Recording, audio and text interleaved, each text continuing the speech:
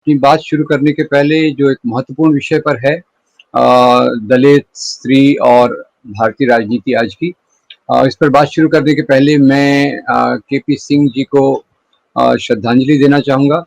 एक आदर्श शिक्षक, लेखक और उन मूल्यों के लिए समर्पित जिनके लिए हम में से कई लोग काम करने के लिए कोशिश कर रहे हैं। वो एक आदर्श व्यक्ति, आदर्श शिक्षक के रूप में, लेखक के रूप में और प्रगतिशील मूल्यों की प्रतिबद्धता के चलते उन्होंने जितना काम किया है उसका पूरा एक आदर के साथ मैं उन्हें श्रद्धांजलि अर्पित करता हूं और आज के विषय पर आने की कोशिश करता हूं। तो मित्रों, आज का ये जो विषय है उसमें सबसे पहले तो मैं आयोजकों को धन्यवाद देता हूं कि उन्होंने एक तरफ स्त्री और एक तरफ दलित, इन दोनों को मिलाकर भारतीय राजनीति को देखने की कोशिश की है। मेरी समझ ये है कि भारतीय समाज में जो जाति व्यवस्था है, वर्ण व्यवस्था है और स्त्री का दुय्यम स्थान है, इसके बीच में एक गहरा संबंध है और ये दोनों का जो समता की तरफ, बराबरी की तरफ जो यात्रा है, उसमें भी एक प्रकार से समांतरता हमें कई जगह देखने को मिलती है और इनको रोकने वाली जो राजनीतिक प्रवृत्तियां हैं, वो मैं कहूँगा वो एक ही है। वो एक ही राजनीतिक प्रवृत्ति है जो दलितों को गुलाम बनाकर, दुय्यम अपने पैरों तले कुचलकर, उनके अधिकारों का हनन करके, उनकी अस्मिता पर आघात करके चलना चाहती है। साथ ही साथ स्त्रियों को उनकी बराबरी का दर्जा देने से रोकने के लिए पूरी कोशिश करना चाहती है। अब मेरे लिए बड़ा ये आश्चर्य का विषय था कि मैंने जब 2014 से लेकर 2016 कि नेशनल क्राइम ब्यूरो का रिकॉर्ड देखा तो उसमें मैं खुद हैरान हो गया कि इन 2-3 सालों में, ये तो आप जानते होंगे कि ये जो एक नई सरकार आई तो प्रधानमंत्री जी ने कहा कि 1000 वर्षों की गुलामी के बाद अब एक सरकार आ रही है। उनका इशारा एक निश्चित रूप से था कि वो कौन से प्रकार के राष्ट्र की बात कर रहे हैं, कौन से प्रकार की राजनीति की बात कर रहे हैं। पर वो राजनीति के पदार्पण से, राजनीति तो वो पहले से थी, वो ज़्यादा मजबूत हो गई, ज़्यादा शक्तिशाली हो गई, ज़्यादा आक्रामक हो गई और उसका जो 2 परिणाम हमें दिखे स्पष्ट रूप में, उसके पीछे भी बहुत कुछ छुपा हुआ है। एक दलितों की परिस्थिति और दूसरी स्त्रियों की परिस्थिति। दलितों से शुरुआत करते हुए मैं बताना चाहूँगा कि 2014 और 2016 के बीच के जो नेशनल क्राइम ब्यूरो के रिकॉर्ड्स हैं, वो बताते हैं कि इस दौरान जो जाति कास्ट क्राइम्स, उनमें 74% एक वृद्धि हुई है और एक प्रकार से इनको समाज से मूक सहमति मिलती है। ये अपराध करने वालों को ज्यादातर सजा नहीं मिलती, they enjoy a sort of impunity और उसके कारण एक नई परिस्थिति खत्म शुरू हो जाती है। और इसी के साथ साथ जो दूसरा, स्त्रियों की परिस्थिति पर मैं विस्तार में आने के पहले केवल इतना कहूँगा कि हाथरस की जो घटना है वो एक इंडिकेशन है, वो एक बताती है कि स्त्रियों पर जो अत्याचार होते हैं उनका स्वरूप किस प्रकार से बदल रहा है। आपको याद होगा इसी प्रकार का एक बहुत भयानक घटना 2012 में करीब हुई थी निर्भया के खिलाफ। अब निर्भया के खिलाफ जब ये बात हुई तो निर्भया के लिए पूरे साधन जुटाए गए, पूरा उसके इलाज के लिए, और उसके जो अपराधी थे उनको दंडित करने की पूरी कोशिश की गई। और कि उसी के साथ जस्टिस वर्मा कमीशन बनाया गया, कि एक निर्भया फंड बनाया गया कि स्त्रियों पर इस प्रकार से बढ़ते हुए अत्याचारों के खिलाफ क्या क्या कदम उठाए जा सकते हैं, वो जस्टिस वर्मा ने बहुत अच्छे से बताए थे। अभी हाथरस के केस में उससे बिल्कुल उल्टा हुआ। हाथरस के केस में जो एक जातिगत समीकरण काफी स्पष्ट रूप से दिख रहे थे। दूसरी ओर से जो लड़की थी मनीषा, उसके इलाज के बारे में जितनी लापरवाही हो सकती थी उतनी की गई, जिससे दुर्भाग्यवश उसकी मृत्यु हो गई। और अंत में उसने जो डाइंग डिक्लेरेशन दिया, डाइंग डिक्लेरेशन, जहाँ तक मेरा थोड़ा मेडिकल बैकग्राउंड भी है, मैं मानता हूँ, मैं कानूनी बैकग्राउंड से तो हूँ नहीं, पर मेडिकल बैकग्राउंड में डाइंग डिक्लेरेशन को पूरी तौर से सच मान के चला जाता है, उसके आधार पर ही बाकी प्रक्रियाएं चलती हैं। तो उसने अपने डाइंग डिक्लेरेशन में मनीषा ने स्पष्ट रूप से बताया उस प्रकार से किस प्रकार से अत्याचार हुआ है और क्या क्या हुआ है। तो उसके विपरीत जाकर ऐसा सिद्ध करने की कोशिश की गई कि जो जिसको अंग्रेजी में कहते हैं विक्टिम एज अ कल्प्रिट, कि जिस पर अत्याचार हुआ है उसी की कोई गलती थी और उसके चरित्र पर एक हनन लाने की कोशिश की गई, इलाज में लापरवाही हुई और सरकार ने पूरी कोशिश की कि जो अपराधी हैं उन पर कम से कम सजा हो और उस प्रकार की बातें हुई। खैर, अब इन दोनों चीजों को मैं समांतर रूप से ले चलूंगा और थोड़े विस्तार में बताऊंगा कि पिछले कुछ सालों में, खास तौर से पिछले एक दशक में दलितों पर किस किस प्रकार के अत्याचार मोटे तौर पर हुए हैं। कोशिश ये रह गई कि एक तरफ हम देखें कि दलितों की हालत किस प्रकार से पिछले 10-12 साल में बिगड़ी है, पिछले 6 साल में और बिगड़ी है, स्त्रियों पर होने वाले अत्याचार किस प्रकार से बढ़े हैं, और फिर मैं ये समझने की कोशिश करूंगा आपके साथ कि इसके पीछे कौन सी राजनीति है, कौन सा यूनिफाइंग फैक्टर है जिसके कारण समाज के ये दो महत्वपूर्ण तबकों पर इस प्रकार के अत्याचार, इस प्रकार के उनके अधिकारों का हनन, इस प्रकार से उनका हाशियाकरण, इस प्रकार से उनका सप्रेशन, ये प्रक्रिया चालू है। तो जहां तक दलितों की बात करूं, आपको याद होगा कि सबसे इसमें जो कई चीजें बहुत खराब खराब हुई, पर मुझे थोड़ा सा खैर लांजी का आपको याद दिलाना पड़ेगा। खैर लांजी में किस प्रकार से भूत मांगे परिवार की स्त्रियों को गांव में नग्न घुमाया गया और उसके बेटे की किस प्रकार से निर्मम हत्या करके उनको नहर में डाल दिया। आखिर में भूत मांगे परिवार पर जो अत्याचार हुआ उस पर दलित मुद्दों पर बहुत बड़े जानकार, बहुत बड़े लेखक, बहुत बड़े चिंतक, विद्वान डॉक्टर अनंत तुबड़े, जो अभी अर्बन नक्सल के नाम पर जेल में डाले गए हैं, वो इसमें स्पष्ट रूप से बताते हैं कि भूत मांगे पर जो अत्याचार हुआ वो इसलिए नहीं हुआ कि उसने किसी प्रकार की कोई गलती की, पर इसलिए कि वो अम्बेडकराइट कार्यकर्ता था और उसको एक सबक सिखाने के लिए ये पूरा अत्याचार किया गया।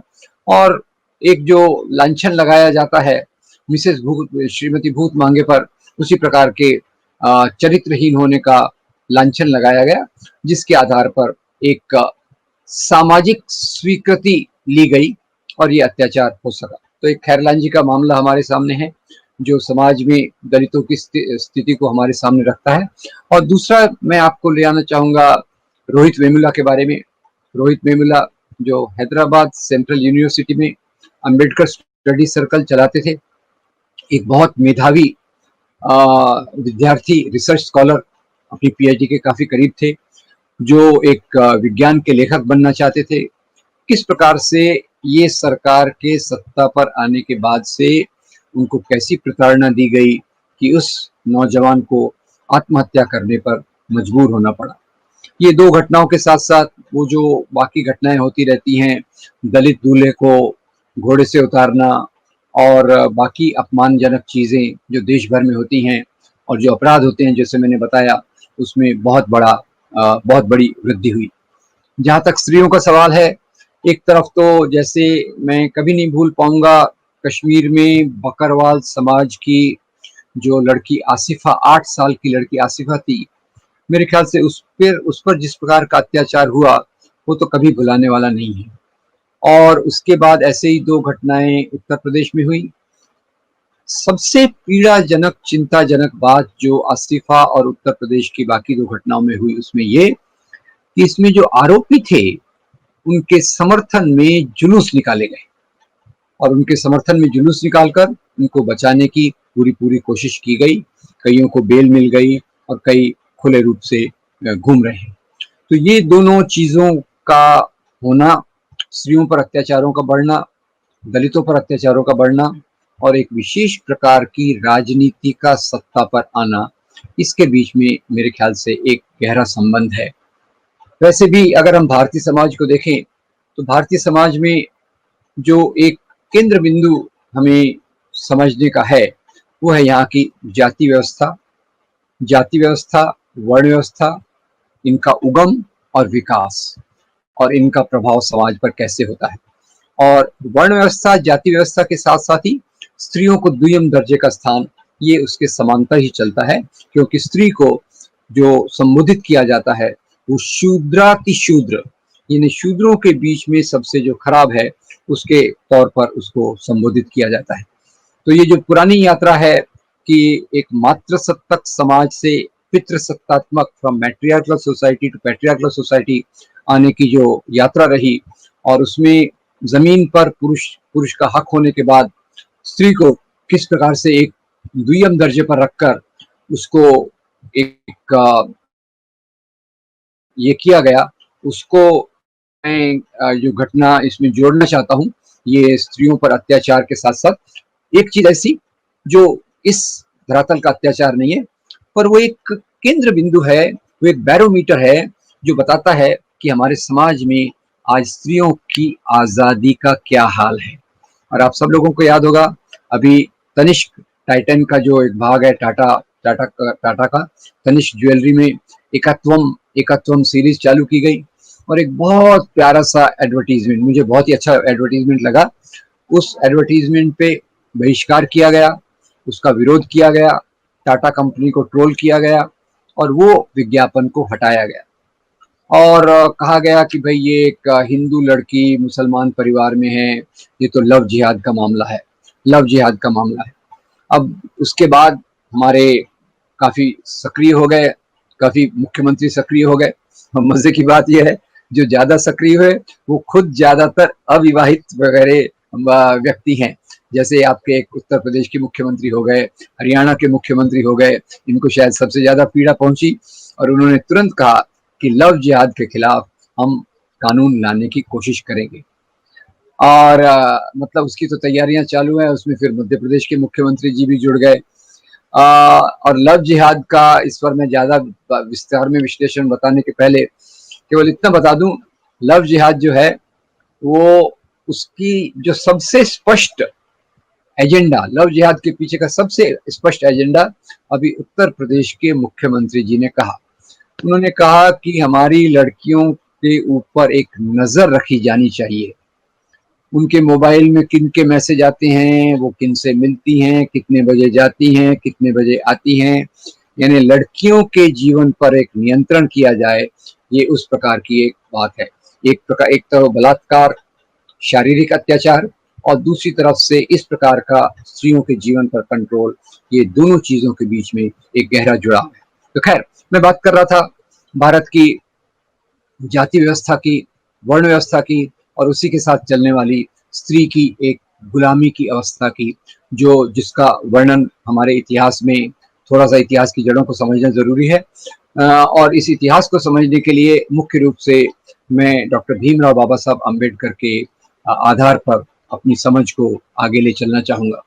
और डॉक्टर अम्बेडकर अपने इतिहास की समझ में कहते हैं कि भारत में समता के सिद्धांतों पर आने वाला बुद्ध धर्म ये क्रांति था।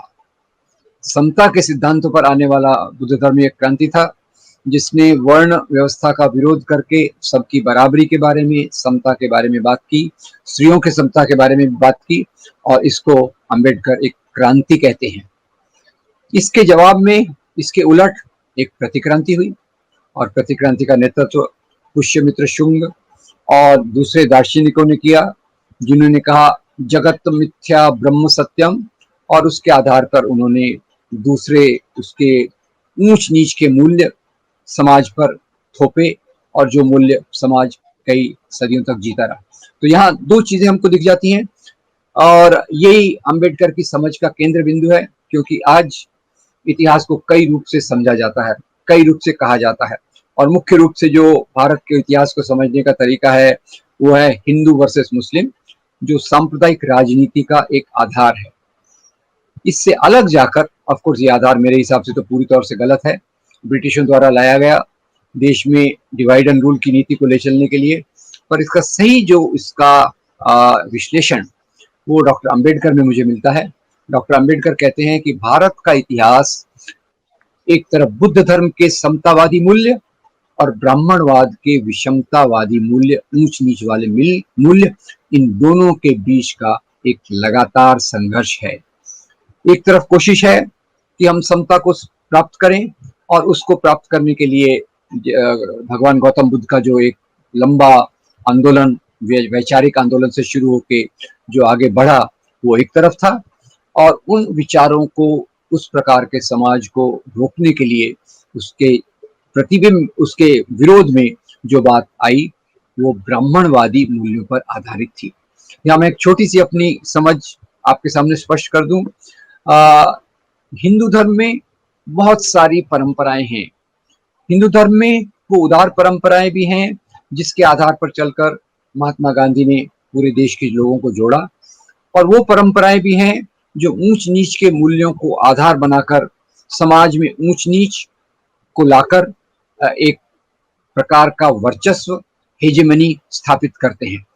तो ये एक तरफ समतावादी मूल्य और दूसरी तरफ वर्ण व्यवस्था, जाति व्यवस्था के मूल्य, इनका एक लगातार संघर्ष भारतीय इतिहास में रहा है। और उसके 3 बिंदु फिर से डॉक्टर आम्बेडकर हमें बताते हैं अपने 3 गुरुओं के रूप में।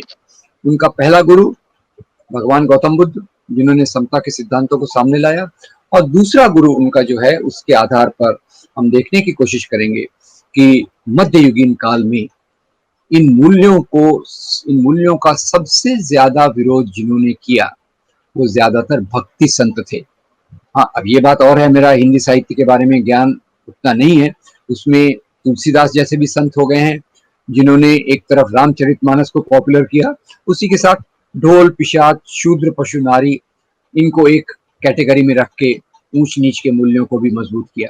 पर जो बाकी संत मैं देखता हूँ, कबीर, तुकाराम, नामदेव, नरसिंह मेहता, न ये केवल एक धर्म गुरुओं पर आलोचना करते हैं, साथ ही साथ जो समाज की विषमता है उसके खिलाफ एक अपनी मजबूत आवाज बहुत सुंदर रूप से धर्म की भाषा में, मानवता की भाषा में रखने की कोशिश करते हैं। और उसमें खैर संत कबीर का तो कोई जवाब नहीं है, जिस प्रकार से उन्होंने जाति व्यवस्था के बात की, जाति व्यवस्था के खिलाफ बात की, और धर्म गुरुओं के खिलाफ जैसे उन्होंने अपनी आवाज को बुलंद किया।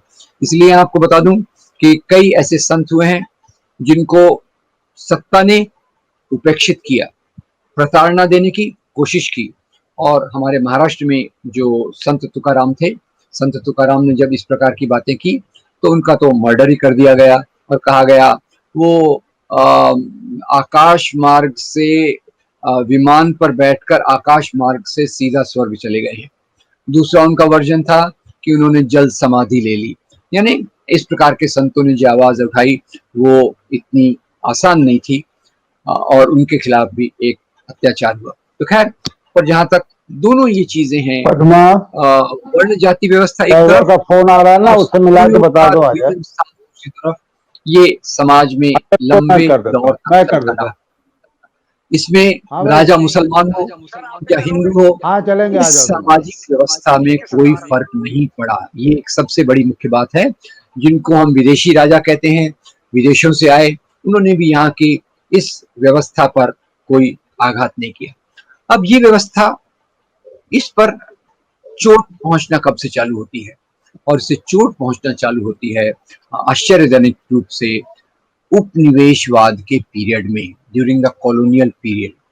अंग्रेजों के आने के बाद, खैर अंग्रेजों के अपने इरादे थे, पर उनके खुद के इरादे में जो यहाँ से संपत्ति को लूट कर ले जाने चाहते थे, जिन्होंने यहाँ राज किया, जिन्होंने यहाँ से व्यापार किया, मैं उल्टे ऑर्डर में कह दिया, व्यापार, राज और लूट जो प्रक्रिया की, उसी के साथ साथ अपने इन उद्देश्यों को पूरा करने के लिए और समय के साथ उन्होंने जो परिवर्तन लाए, उन परिवर्तनों में सामाजिक परिवर्तन के बीज भी छुपे थे।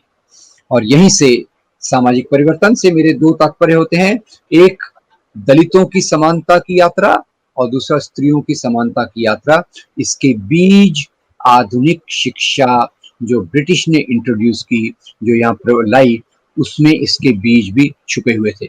और इसी के साथ जो शिक्षा आई, पर समाज के इन तबकों तक जो सदियों तक उपेक्षित थे, जिनको पढ़ने लिखने का कोई अधिकार नहीं था, वो भले ही लॉर्ड मैकॉले उसकी सीमितताओं के बावजूद आधुनिक शिक्षा को लाए, पर फिर भी दलित समाज इससे डर रहा था। और दलित समाज के इस डर को दूर करने के लिए डॉक्टर अंबेडकर जिनको अपना दूसरा गुरु मानते हैं, महात्मा ज्योतिराव फुले, वे सामने आते हैं और वो दलितों को प्रेरित करते हैं, उनके लिए स्कूल्स खोलते हैं और प्रेरित करते हैं, आप क्यों धर्म ग्रंथों के पीछे पड़े हो? ये धर्म ग्रंथ आपकी गुलामी का कारण है। आप आधुनिक शिक्षा को स्वीकार करो और यही आपकी मुक्ति का मार्ग है। तो महात्मा ज्योतिराव फुले के जो जो विश्लेषण था समाज का, उन्होंने यही हमारे समाज की शायद एक कमजोरी रही है कि जो हमारे समाज की जाति व्यवस्था एक तरफ और वर्ग वर्ग समीकरण दूसरी तरफ, इनमें जो गहरा तालमेल है, गहरा संबंध है, उसको देखने की प्रक्रिया में महात्मा ज्योतिराव फुले, उनकी एक पुस्तक है शेतकऱ्याचे आसूड, कल्टीवेटर्स व्हिप कॉर्ड, उसमें बताते हैं जो श्रमिक है वही दलित भी है, यानी उसका एक समीकरण जोड़ते हैं और इनकी मुक्ति के मार्ग के लिए वो आधुनिक शिक्षा को एक रास्ता ये बताते हैं। पर आधुनिक शिक्षा दलितों के लिए भी इतनी आसान नहीं थी, दलितों के लिए भी इतनी आसान नहीं थी। और जब शिक्षा का ये प्रचलन दलितों के बीच में शुरू किया गया तो उसको रोकने की पूरी पूरी कोशिश की गई। और ये पूरी कोशिश के लिए जो दूसरा वर्ग समाज का होता है उस पर मैं विस्तार में आऊंगा, उसने पूरी कोशिश की कि दलितों के बीच में शिक्षा न जाए। और इसके लिए हमारे महाराष्ट्र की मैं बात बताना चाहूंगा, पूरे देश में भी इसी प्रकार की प्रक्रिया थी। बाकी बातों के अलावा कुछ अफवाहें फैलाई गई, उसमें से एक अफवाह खास तौर से जो थी वो थी, मराठी में मैं उसको कहता हूँ, हिंदी में रूपांतरण करूंगा, कलयुग आले, कलयुग आले शिक्षा गेली शूद्रा घरी, यानी कलयुग आ गई है और शिक्षा की देवी सरस्वती ये शूद्रों के घर जा रही है। तो कलयुग की क्या पहचान? कलयुग की पहचान है जिस युग में दलितों को शिक्षा मिले, जिसके कारण उनको सशक्तिकरण मिले, जिसके कारण वो अपने जमींदार की गुलामी से निकलकर शहरों में जाके मजदूर बन सके और एक अलग प्रकार की व्यवस्था में जा सके, उसको कलयुग के नाम पर समाज में प्रसारित किया गया। पर खैर, दलितों की शिक्षा में बहुत वृद्धि हुई। अंबेडकर पर बात मैं आऊंगा, उसके पहले ये भी बता दूं कि इसी के साथ साथ जो मैं समांतरता की बात करता हूँ, दलितों की शिक्षा की शुरुआत होती है उसी के साथ साथ ज्योतिराव फुले की पत्नी सावित्रीबाई फुले, वो केवल उनकी पत्नी जैसे कहा, केपी सिंह साहब नमिता जी के बारे में बताया, वो साथी भी थे, विचारों की सहयात्रा में थे। तो सावित्रीबाई फुले भी विचारों में सहयात्री थी। उन्होंने खुद होकर किताबें लिखी और एक किताब उनकी है स्त्री पुरुष तुलना, कि कैसे हमारे समाज में पुरुष एक प्रिविलेज, एक शक्तिशाली समाज, शक्तिशाली लोग हैं और स्त्रियों को किस प्रकार से दुय्यम दर्जे पर रखा जाता है। और यहाँ उनकी कल्पना आई लड़कियों के लिए स्कूल खोलने के लिए। याद रखिए, पहले हम लोग मानते थे क्रांति यानी एक दिन पूरा सत्ता परिवर्तन हो जाएगा और वो लोग जो शोषित दलित लोग हैं वो सत्ता पर आके समाज को बदल देंगे। अभी मेरी क्रांति की परिभाषा बदल गई है। मेरी अभी की क्रांति की समझ है, क्रांति रोज के जीवन में होती है और ये इन कदमों से होती है जिस प्रकार के कदम ज्योतिराव फुले ने उठाए, जिस प्रकार के कदम सावित्रीबाई फुले ने उठाए। और सावित्रीबाई फुले का क्रांतिकारी कदम था लड़कियों के लिए स्कूल खोलना। और उसमें आपको आश्चर्य होगा, जिन्होंने सबसे ज्यादा उनको मदद की उनका नाम था फातिमा शेख। खैर, ये दोनों महिलाएं लड़कियों के लिए स्कूल चलाती थी, जाती थी, रास्ते पर जब स्कूल के लिए जाती थी उन पर कीचड़, गोबर, पत्थर फेंके जाते थे और ये बहादुर महिलाएं अपने काम में डटी रही। साथ ही साथ ये प्रोपेगेंडा शुरू हुआ कि ये जो औरतें काम कर रही हैं ये हमारे धर्म के खिलाफ है। तो धर्म को प्रतिक्रियावादी मूल्यों से यथास्थिति के मूल्यों से जोड़ने के लिए, स्टेटस को से जोड़ने के लिए जो इस्तेमाल किया जाता है, तो वो स्त्रियों की शिक्षा के बारे में भी किया गया। और बाकी चीजों के अलावा यहाँ भी एक बहुत रोचक अफवाह उड़ाई गई। खैर, अफवाहों के बारे में तो आप सब जानते ही होंगे, अफवाहें कितनी शक्तिशाली होती हैं। कई बार गणपति जी को दूध पिला देती हैं, वो अलग बात रही। दंगे तो करवाती हैं, जैसे विभूति जी की किताब में हम सबने सीखा है उससे। और यहाँ स्त्रियों की शिक्षा को रोकने के लिए एक बड़ी मजेदार अफवाह उड़ाई गई। अफवाह क्या थी? अफवाह थी कि अगर स्त्री पढ़ लिख लेगी तो वो जल्दी विधवा हो जाएगी। दूसरी अफवाह पर आने के पहले थोड़ा सा मैं मजाक के तौर पे कह दूं कि ये अफवाह कितनी गलत थी। खैर, मेरे बारे में तो ये अफवाह बहुत गलत है। मेरी पत्नी भी बहुत पढ़ी लिखी है, एमबीबीएस डॉक्टर है, 40 साल से मुझे टॉलरेट कर रही है, या साथ में है जो भी है, कुछ मिनट तक विधवा नहीं हुई, आगे का मुझे पता नहीं। इसी के साथ साथ दूसरी एक मुझे घटना याद आती है कि स्त्रियों में शिक्षा रोकने के लिए और क्या किया जाए। एक महाराष्ट्र के दूसरे सज्जन थे, उनका नाम था गोपाल। गोपाल ने अपनी पत्नी आनंदी को शिक्षित करके पूरे डिटर्मिनेशन के साथ, पूरी इसके साथ, संकल्प के साथ उसे डॉक्टर बनाया, जिनका वो बन गई डॉक्टर आनंदी गोपाल।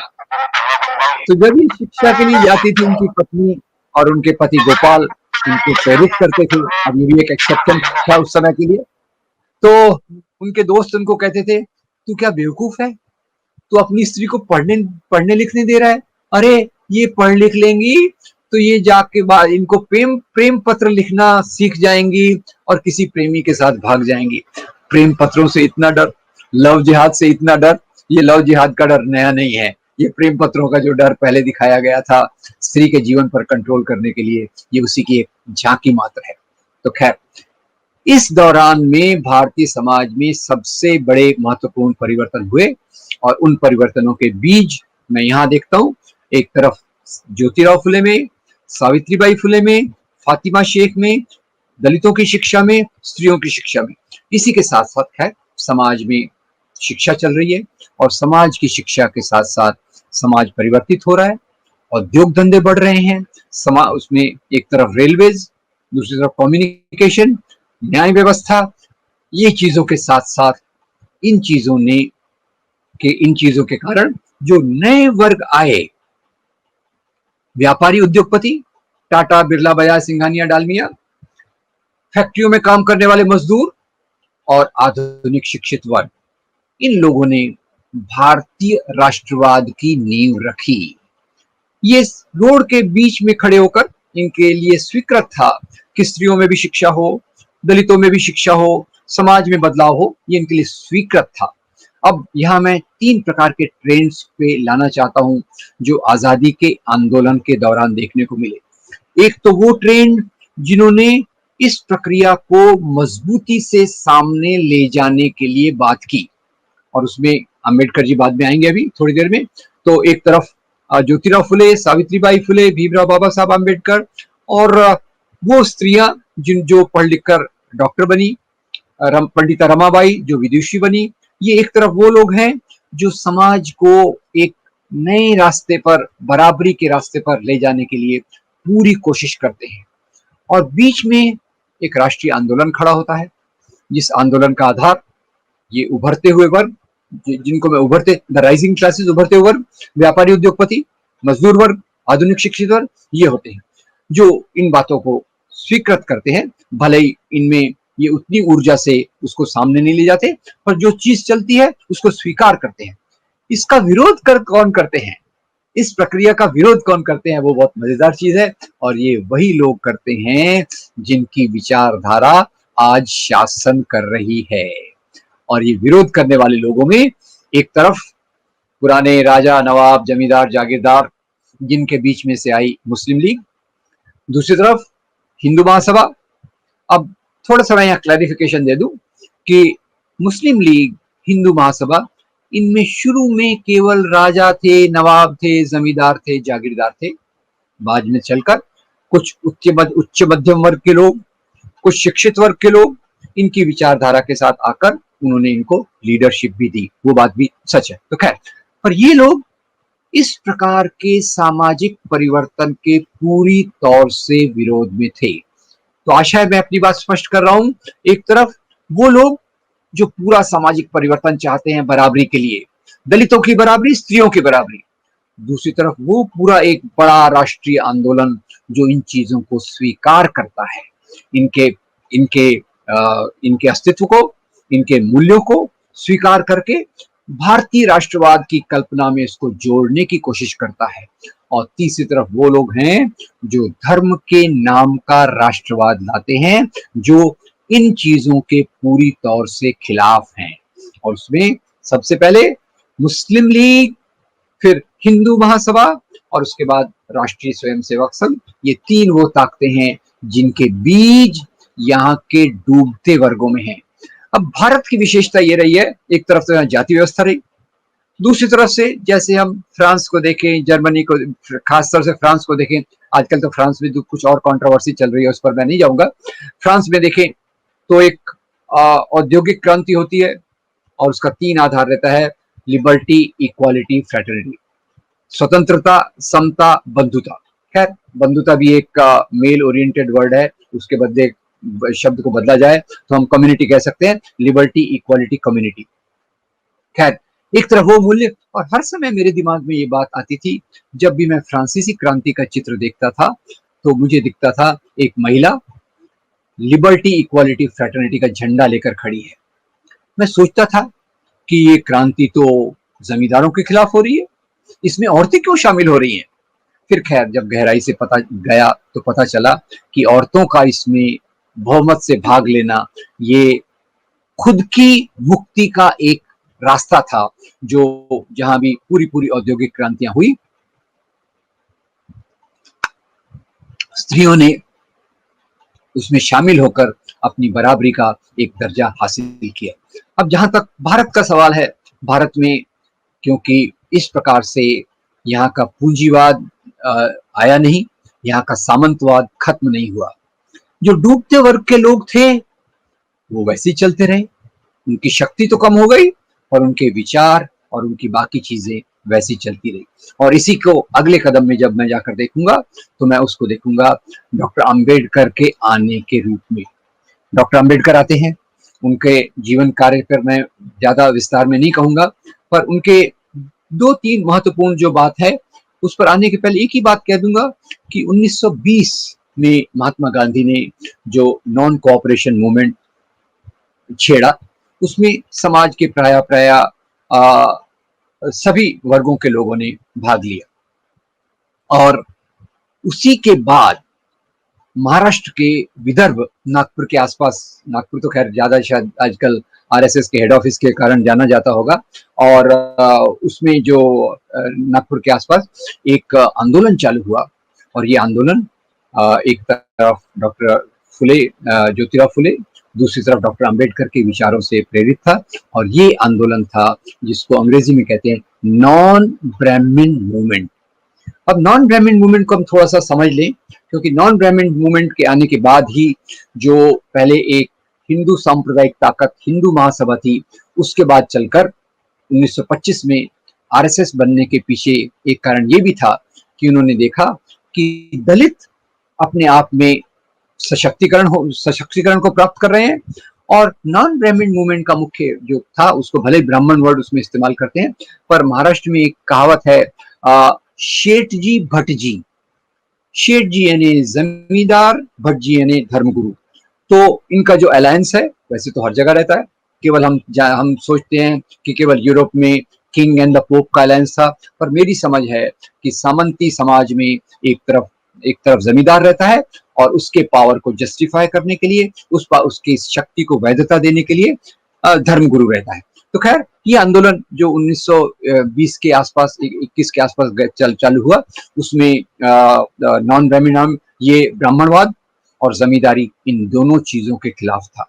बाद में चलकर अंबेडकर अपनी इसी जाति व्यवस्था के विरोध में जो चीज को शुरू करते हैं, वो एक तरफ होती है कालाराम मंदिर का आंदोलन, दूसरा होता है चौदार तालाब का आंदोलन। कालाराम मंदिर के आंदोलन में उनका उद्देश्य रहता है कि वो जो दलितों को अछूत समझा जाता है, हिंदू धर्म का भाग समझा जाता है, पर हिंदू मंदिरों में प्रवेश नहीं दिया जाता, उसके विरोध में एक सशक्त आवाज थी। इसी प्रकार से चौदार तालाब का आंदोलन कि भाई हम दलितों को आप इतना अछूत मानते हैं कि जहां जानवर पानी पी सकते हैं वहां दलितों को अलाउड नहीं है। और इसी के साथ वो एक इसी के समांतर वो एक महत्वपूर्ण काम करते हैं, वो है मनुस्मृति का दहन। और मनुस्मृति का दहन करते समय अंबेडकर जी के विचार होंगे कि मनुस्मृति में शूद्र और स्त्रियों की गुलामी के कानून दिए हैं। मनुस्मृति में शूद्र और स्त्रियों के गुलामी के कानून दिए हैं, ये कानून मुझे मंजूर नहीं है, इसलिए मैं इस पुस्तक को जला रहा हूं। और याद रखिए, यही बाबा साहब अंबेडकर बाद में जाकर भारतीय संविधान की ड्राफ्टिंग कमेटी के अध्यक्ष बनते हैं, जो भारतीय संविधान जिसके प्रस्ताविका में जो केंद्रीय मूल्य हैं वह स्वतंत्रता, समता, बंधुता, सामाजिक न्याय। और जब समता की बात करते हैं तो अलग धर्मों के लोगों के बीच की समता, अलग स्त्री और पुरुष की समता, अलग जातियों के बीच की समता वगैरह वगैरह, ये सब चीजें उसमें आ जाती है।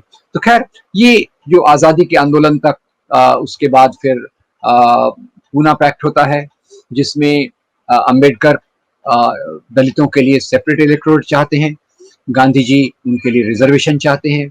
गांधी जी इसमें खैर आखिर में अंबेडकर उसमें सरेंडर करते हैं, अंग्रेजी जिसको कहें, और वो गांधी जी की बात को मानकर रिजर्वेशन की बात को स्वीकार करते हैं। और बाद में ऐसा भी उल्लेख है कि उन्होंने गांधी जी को धन्यवाद दिया कि आपने जो आरक्षण की बात की, ये दलित समाज के लिए एक बहुत बड़ा रास्ता होगा, समाज के मुख्य धारा में, समाज में बराबरी से बराबरी की तरफ चलने वाली यात्रा की तरफ ये एक मुख्य आधार होगा। इस बात पर ये चली। खैर, जहां तक स्त्रियों का सवाल है, इसी बीच इंडियन नेशनल कांग्रेस के समांतर all India women's conference type एक संगठन बनता है, जिसमें ज्यादा महिला नेताओं के नाम, नेत्रियों के नाम मैं नहीं लूंगा, पर जैसे सरोजिनी नायडू जैसे लोग इस संगठन में आकर महिलाओं की आवाज उठाते हैं, जो आवाज भारतीय राष्ट्रवाद, इंडियन नेशनलिज्म की आवाज से मिलजुल कर स्त्रियों की बराबरी के लिए, स्त्रियों की जगह के लिए भी बात करती है।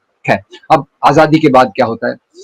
आजादी के बाद भारत के जो पार्लियामेंट्री डेमोक्रेसी, इसके जो फाउंडर हैं, इसके जो मुख्य नेता हैं जवाहरलाल नेहरू, वही आधुनिक भारत के शिल्पकार भी हैं, जो एक तरफ शिक्षा, दूसरी तरफ औद्योगिकरण, तीसरी तरफ इंडस्ट्रियलाइजेशन, चौथी तरफ खेती, इन सब चीजों के बारे में कुछ कुछ बहुत नींव रखते हैं। खैर, आजकल तो उनके खिलाफ बहुत सारे व्हाट्सएप नफरतों के मैसेजेस चल रहे हैं, पर मैं मानता हूं कि आधुनिक भारत के बनने में जैसे अंबेडकर के संविधान का योग है, वैसे ही जवाहरलाल नेहरू की जो नीतियां थी, उन्होंने यहाँ धर्मनिरपेक्षता के साथ साथ वो मूल्यों की आधारशिला रखी जिस पर चलकर स्त्री और दलितों की बराबरी का रास्ता खुल सके। अब ये एक स्ट्रीम है, 1990 तक चलती है। 1990 के बाद एक दूसरी राजनीति ज्यादा शक्तिशाली होती है। अब मैं उस राजनीति के बारे में आना चाहूंगा, और वो राजनीति जिसका पितामह कहा जाए, पितामह ही वास्तव में कहा जाए, जो खुद एक चुनावी राजनीति में भाग नहीं लेता, पर समाज के सभी प्रकार की राजनीति, संस्कृति, शिक्षा, मीडिया और हमारे व्यवस्था का पूरा कंट्रोल करता है, वह राष्ट्रीय स्वयंसेवक संघ। मैं राष्ट्रीय स्वयंसेवक संघ पर फोकस इसलिए करना चाहता हूं कि आज की हमारे दोनों कंसर्न्स, दोनों हमारी जो चिंताएं हैं, एक तरफ दलित, दूसरी तरफ महिला, आरएसएस का पूरा जो आधार है वो है, एक तरफ दिखता ऐसा है कि उनका केवल एजेंडा है मुसलमानों को हाशिए पे करना, क्रिश्चियंस को हाशिए पे करना, पर मेरा विश्वास है कि आरएसएस की विचारधारा, और ये मैं आरएसएस की बात केवल भारत के संदर्भ में कह रहा हूं, मेरा विश्वास कीजिए पाकिस्तान में यही बात मुस्लिम फंडामेंटलिज्म पे लागू होगी, बर्मा में, श्रीलंका में यही बात बुद्धिस्ट फंडामेंटलिज्म पे लागू होगी, और अमेरिका में शायद जो ट्रंप अभी हार रहे हैं वो उसी प्रकार के क्रिश्चियन फंडामेंटलिज्म की थोड़ी तरफ करीब थे। खैर, तो ये जो आरएसएस की विचारधारा पर मैं इसलिए फोकस करना चाहता हूं कि वो इसका एक बहुत चालाक रूप है। उसमें कोर में, उसके केंद्र में एक तरफ है माइनॉरिटीज का हाशियाकरण, और दूसरी तरफ है उन पुरातन मूल्यों को सामने ले जाना जो दलित और स्त्रियों को हाशिए पर रखकर, नीचे रखकर उनको स्वाभिमान की चोट पहुंचाकर एक नीचे दर्जे पर रखें। और यही बात मैं दो चीजों से सिद्ध करना चाहूंगा कि एक तरफ जैसे उभरते हुए वर्ग, जिसमें मैं उभरते वर्गों में मैं मजदूर, पूंजीपति, कुछ पूंजीपति और शिक्षित वर्ग को रखूंगा। ये एक भविष्य का सपना देखते हैं। अब वैसे तो देखना तो मुश्किल है, सभी पूंजीपति इस प्रकार का नहीं करते थे, सभी शिक्षित वर्ग के लोग नहीं करते थे, पर उनका जो एक एक्सप्रेशन हमको भगत सिंह में दिखता है, अंबेडकर में दिखता है, गांधी में दिखता है। ये एक भविष्य के भारत की बात करते हैं, गोल्डन फ्यूचर की बात करते हैं, जहां बराबरी होगी, जहां पूरा एक कम्युनिटी होगी, राष्ट्रीय कम्युनिटी होगी, और उस प्रकार के आधार पे भारत बनेगा। पर याद रखिए कि मुस्लिम लीग का उदाहरण मैं इसलिए दे रहा हूं क्योंकि मैं ये बताना चाहता हूं कि धर्म के आवरण में जो राजनीति आती है वो स्त्रियों को हमेशा दुय्यम दर्जे पे रखना चाहती है। भारत के संदर्भ में धर्म के नाम की जो राजनीति आती है, ये थोड़ी बात मुस्लिम लीग पे भी लागू होती है, क्योंकि मुसलमानों के अंदर भी एक प्रकार की जाति व्यवस्था प्रवेश कर गई। तो ये राजनीति भी निम्न जातियों को और स्त्रियों को दुय्यम दर्जे पर रखना चाहती है। धर्म का केवल आवरण होता है, उसके कोर में ये राजनीति होती है। इसको सबसे आसान तरीके से तो पहले तो ये देखें कि उभरते वर्ग के लोग भविष्य की बात करते हैं। उभरते वर्ग के लोग लोगों की समस्याओं के बारे में बात करते हैं, रोटी कपड़ा मकान बिजली सड़क पानी अधिकार वगैरह वगैरह।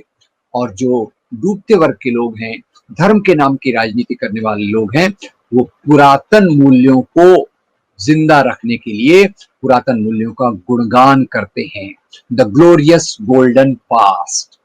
और इसलिए फिर से मेरा अंबेडकर बार बार मेरी इसमें आ रहे हैं, उसके लिए मैं माफी चाहता हूं, पर वो एक इन दोनों चीजों को समझने के लिए मेरा बहुत बड़ा केंद्र है। तो मैं फिर से आपके सामने वही कह रहा हूं कि अंबेडकर मनुस्मृति को जलाते हैं, और ये केवल सिंबॉलिक चीज नहीं है, ये उन मूल्यों पर चोट है जो ऊंच नीच को भारतीय समाज में प्रस्थापित करते हैं। अब मनुस्मृति का नाम आया तो अभी 4 दिन पहले मैं एक वेबिनार में था, एक विद्यार्थी ने पूछा कि भाई आप मनुस्मृति की बात करते हैं, कौन पढ़ता है मनुस्मृति? मैंने कहा ठीक है, मनुस्मृति ज्यादा लोग नहीं पढ़ते, पर याद रखिए मनुस्मृति पर के आधार पर आने वाले मूल्य हमारे समाज के बड़े तबकों में हैं। एक बार यूपी में ही ट्रेवल करते समय रेलवे स्टेशन पर वक्त था, तो वहां गीता प्रेस की दुकान पर मैं चला गया। गीता प्रेस की दुकान पर चला गया, और आपको पता होगा कि गीता प्रेस ने यहाँ की सांप्रदायिक राजनीति को मजबूत करने का जो रोल प्ले किया है, उसका भी कोई जवाब नहीं है। खैर बहुत सारी चीजों ने कंट्रीब्यूट किया, गीता प्रेस भी उसमें से एक है। और मैं एक किताब उसमें से खरीदी, वो किताब का नाम था भारतीय नारी के कर्तव्य, और पूरा पूरा वो मनुस्मृति के संस्कृत को आसान हिंदी भाषा में बताने वाली वो किताब है, जो मेरे ख्याल से आज भी लाखों की संख्या में बिक रही है। और खैर हम जैसे छोटे लेखक तो एक एडिशन खत्म हो गया तो हमें बड़ी खुशी लगती है कि हमारी किताब का एक एडिशन खत्म हो गया, पर गीता प्रेस के जो एडिशन होते हैं वो लाखों में बिकते हैं। 3 रुपया 5 रुपया, नारी के कर्तव्य, इसके कर्तव्य, उसके आधार पे, और पूरा पूरा वो मनुस्मृति के मूल्यों का एक इलेबोरेशन, एक विस्तारीकरण हमारे सामने आता है। तो खैर मैं बात कर रहा था, अंबेडकर मनुस्मृति को जलाते हैं और भारतीय संविधान की रूपरेखा बनाते हैं। दूसरी तरफ मैं आपके सामने इसको छोटा करने के लिए एक व्यक्ति का नाम लूंगा, उनका नाम है के सुदर्शन। के सुदर्शन ये सन 2000 में आरएसएस के मुखिया बने। उन्होंने कहा भारतीय संविधान भारत के लिए उचित नहीं है, भारत के लिए उचित नहीं है क्योंकि ये विदेशी मूल्यों पर बना है, इसको फेंक दिया जाना चाहिए और एक ऐसा संविधान लाना चाहिए जो भारतीय धर्म ग्रंथों के आधार पे बना हो। तो यही मुझे एक मर्म दिखता है, जो राजनीति आरएसएस के चारों तरफ आई, उसको सोचने की जरूरत है कि मैं क्योंकि भारत के संदर्भ में बात कर रहा हूं, इसलिए तालिबान के स्त्री विरोधी बात मैं नहीं करूंगा, मैं पाकिस्तान में जो महिलाओं पे ऑनर किलिंग होती है उसकी बात नहीं करूंगा, जो श्रीलंका में बुद्ध धर्म के नाम पे स्त्रियों पे दमन होता है उसकी बात नहीं करूंगा। मैं केवल इस संगठन की बात करूंगा, और उसकी शुरुआत में एक मैं थोड़ी सी एक्सरसाइज आपको सोचने के लिए निमंत्रण देता हूं। आरएसएस पूरा फॉर्म क्या है? राष्ट्रीय स्वयं सेवक संघ। तो ये पुल्लिंग शब्द है कि स्त्रीलिंग है? मेरी हिंदी उतनी अच्छी नहीं है, उसके थोड़ा माफ कीजिएगा। ये पुल्लिंग शब्द है। स्त्रियां इसमें इस संगठन में नहीं हैं। दुनिया के चंद संगठन जिनमें स्त्रियां नहीं है उनमें आरएसएस भी एक संगठन है। तो स्त्रियों के लिए भी एक संगठन है, स्त्रियों के लिए भी एक संगठन है। उसके समकक्ष, समकक्ष मतलब पैरेलल पूरा नहीं है, उससे थोड़ा नीचे है, और नीचे आप उसके नाम से पहचान लीजिएगा। नाम में कई बार तो कुछ नहीं रखा रहता, पर नाम में कई बार लोगों का एजेंडा छुपा होता है। और क्योंकि स्त्रियां आरएसएस राष्ट्रीय स्वयंसेवक संघ में नहीं है, तो स्त्रियां कहाँ हैं?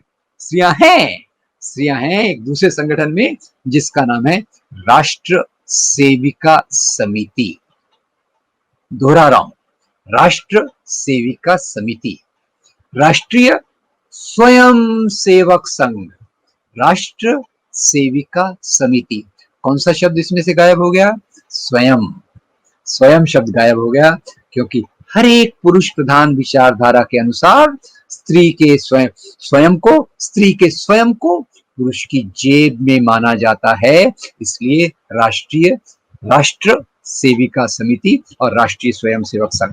बाद की जो यात्रा चली उसमें बहुत सारी चीजें आई, और जब जोर दिया गया प्राचीन मूल्यों पर, उसके केवल 2 उदाहरण देना चाहता हूं। एक तो आप जानते होंगे कि जो मैं अपनी बात में नहीं रखा, कि भारत में एक बहुत भयंकर प्रथा थी, सती प्रथा। सती प्रथा जो 19वीं शताब्दी के थोड़े के में राम मोहन राय, डॉक्टर राम मोहन राय जैसे लोगों ने इसका विरोध किया। अब 20वीं शताब्दी में इसी प्रकार की घटना जब भंवरी देवी के साथ होती है, तो उसका समर्थन में कौन उतरता है? इसका गेस कीजिए। इसके समर्थन में उतरती हैं राजमाता विजया राजे सिंधिया। उनका ओहदा क्या था? वे थी भारतीय जनता पार्टी की उपाध्यक्ष, और वो पार्लियामेंट पर मोर्चा लेकर जाती हैं, क्योंकि कई प्रगतिशील आंदोलन उस समय भी मजबूत थे, आज तरीके इतने टूटे टाटे नहीं थे। खैर माफ कीजिए, मैं थोड़ा अपना मूल्यांकन कर रहा हूँ, खुद का मूल्यांकन कर रहा हूँ। तो उस समय वो मोर्चा लेकर जाती हैं पार्लियामेंट पे कि सती होना भारत की गौरवमयी परंपरा ही नहीं, सती होना भारत की गौरवमयी परंपरा ही नहीं, ये भारतीय स्त्री का अधिकार भी है। तो अधिकार की एक नई कल्पना मेरे सामने आए।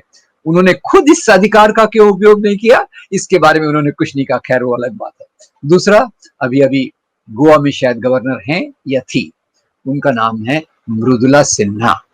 मृदुला सिन्हा जी का अप्रैल 1994 में सैवी नाम की पत्रिका में एक साक्षात्कार आया था।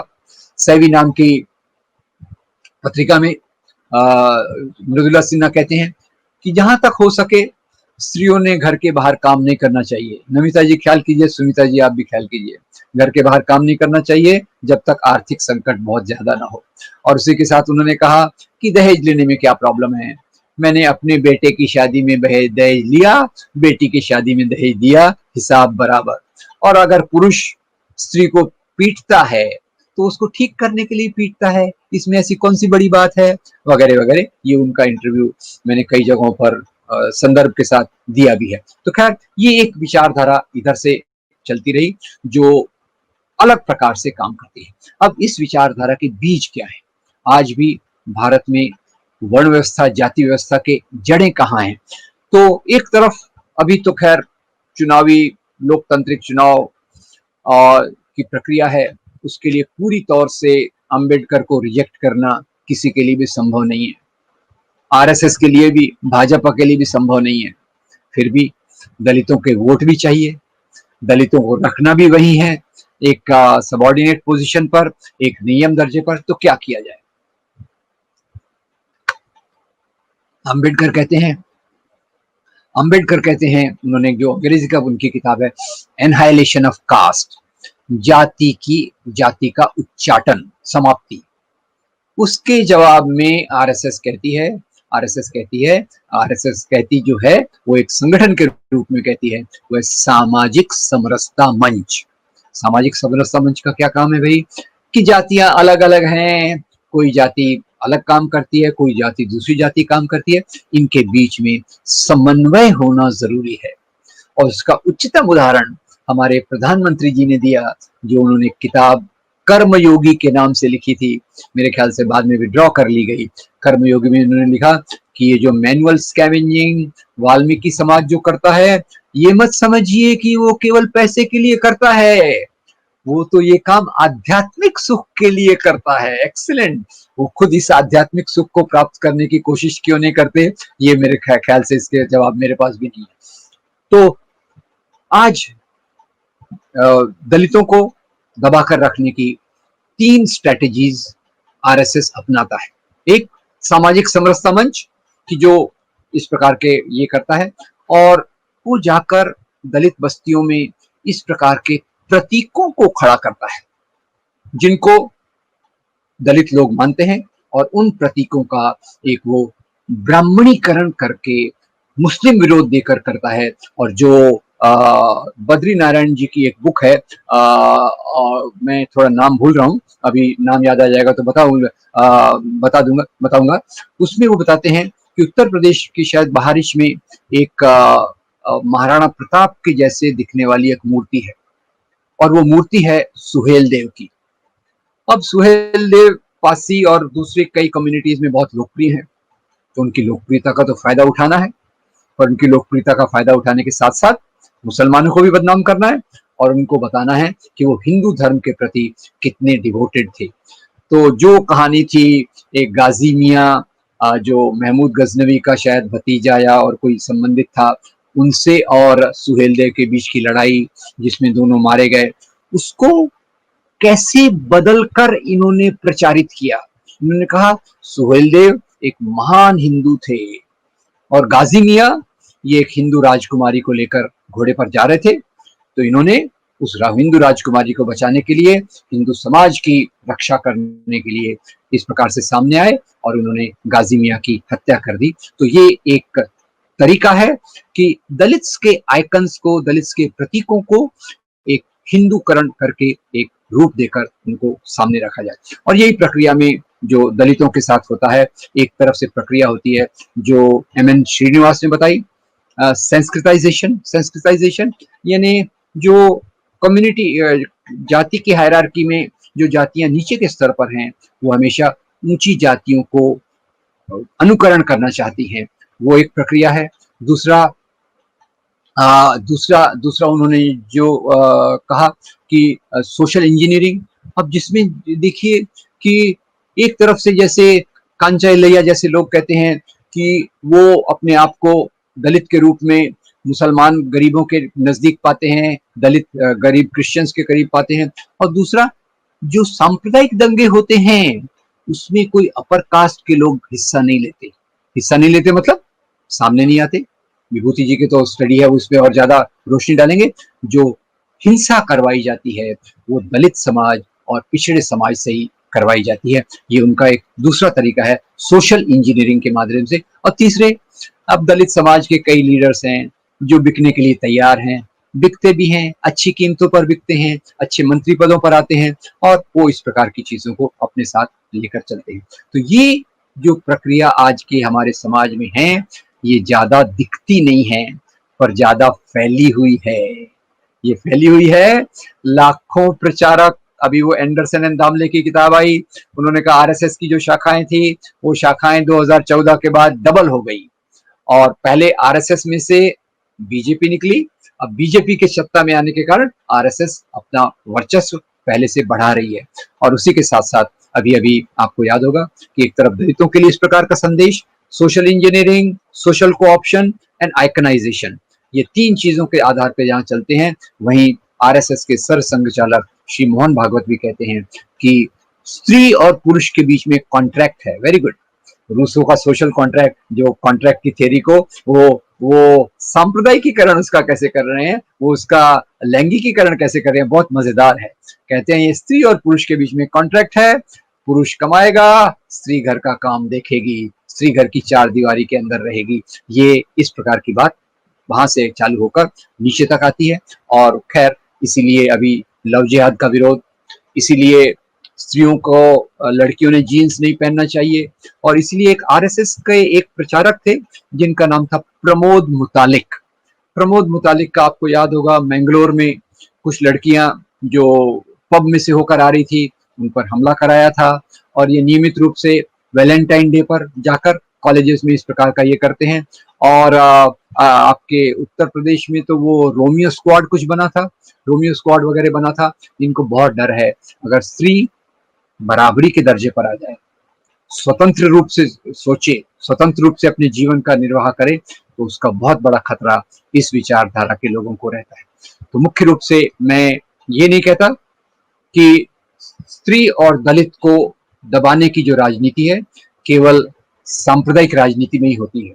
इसके बहुत सारे रूप हैं, अलग अलग डिग्री में अलग अलग जगह पर रहता है। पर जहां तक ये सवाल है कि ये आज सबसे बहुत बड़ी ताकत वो कौन सी है जो एक तरफ दलितों को दबाती है, दूसरी तरफ स्त्रियों के अधिकारों को दबाती है। और उसी में मैं एक तीसरी बात भूल गया, वो भी बहुत महत्वपूर्ण बात है, और वो बात है उस व्यक्ति का उल्लेख करना जिनका नाम है पेरियार रामास्वामी नायकर, जिन्होंने स्त्रियों के अधिकारों के लिए, दलितों के अधिकारों के लिए, दलित तमिल अस्मिता के लिए काम किया और सेल्फ रिस्पेक्ट नाम के आंदोलन को एक उन्होंने बहुत ऊंचा स्थान देकर समाज में, दक्षिण भारत में एक बहुत बड़ी परंपरा को स्थापित किया। तो खैर, आज मैं इस बात को मानता हूं कि अगर हमें स्त्रियों की बराबरी की यात्रा, जो खैर भारत में तो खैर मैंने जैसे बताया सरोजिनी नायडू और अरुणा आसफ अली आज़ादी के आंदोलन के दौरान हुए, बाद में बहुत सारे नारीवादी ग्रुप खासतौर से 1970 के दशक के आसपास चालू हुए, जब नागपुर के नजदीक चंद्रपुर में मथुरा नाम की एक आदिवासी लड़की का पर कस्टोडियल रेप हुआ। उसके बाद बहुत सारे नारीवादी ग्रुप ने बहुत एक महत्वपूर्ण योगदान दिया है स्त्रियों की बराबरी के अधिकार के लिए। और आज जो मैं सकारात्मक रूप में देखूं तो ऐसे कई बीच में दलित प्रवाह आए हैं जिन्होंने छोटी मोटी कई कमजोरियों के बावजूद भी दलित अस्मिता, दलितों के अधिकारों को सामने लाने की बात की है। और उसमें आज के समय में मैं केवल दो व्यक्तियों के नाम लूंगा जिनका काम मुझे थोड़ा बहुत दूर से मालूम है, एक चंद्रशेखर आजाद रावण और दूसरे गुजरात के एमएलए जिग्नेश मेवानी, जो इन चीजों को लेकर चलने की कोशिश कर रहे हैं। और स्त्रियों में तो बहुत सारे नारीवादी संगठन हैं और ज्यादातर वो इस बात को कहते हैं कि वो धर्म के विरोध में है। मैं थोड़ा इससे सहमति नहीं रखता, क्योंकि धर्म के सभी पहलू स्त्रियों के अधिकारों के विरोध में नहीं है। धर्म के अंदर जो एक ब्राह्मणवादी परंपरा है, जो एक सवर्णवादी परंपरा है, धर्म के अंदर जो पुरुष वर्चस्व वाली एक परंपरा है, जो उनके इंस्टीट्यूशंस, संस्थाओं के रूप से आती है। धर्म के कई ऐसे नैतिक मूल्य हैं जो इंसान को इंसानियत सिखाने की बात करते हैं। तो इसलिए मैं पूरे धर्म को कचरे की डब्बे में न डालना चाहूंगा, भले ही मैं किसी धर्म में उस प्रकार की आस्था नहीं रखता, पर ये भी मैं बात को मानता हूं कि आज अगर हमें जरूरत है तो इस बात की कि हम दलितों के अधिकारों की बराबरी के लिए ज्योतिराव फुले, अंबेडकर, पेरियार स्वामी का रास्ता चुने, महिलाओं के अधिकार की बराबरी के लिए सावित्रीबाई फुले, फातिमा शेख और बाद में आने वाली जो महत्वपूर्ण महिलाएं हैं सरोजिनी नायडू, इनकी बात करें। और इस बात से खुद को दूर रहें कि धर्म के नाम पर जो उन्माद जगाया जाता है, कभी मंदिर के नाम पे, कभी बीफ लिंचिंग, काऊ बीफ, लव जिहाद, घर वापसी के नाम पर जो जगाया जाता है, वो वास्तव में हमारे लोकतांत्रिक मूल्यों के खिलाफ है।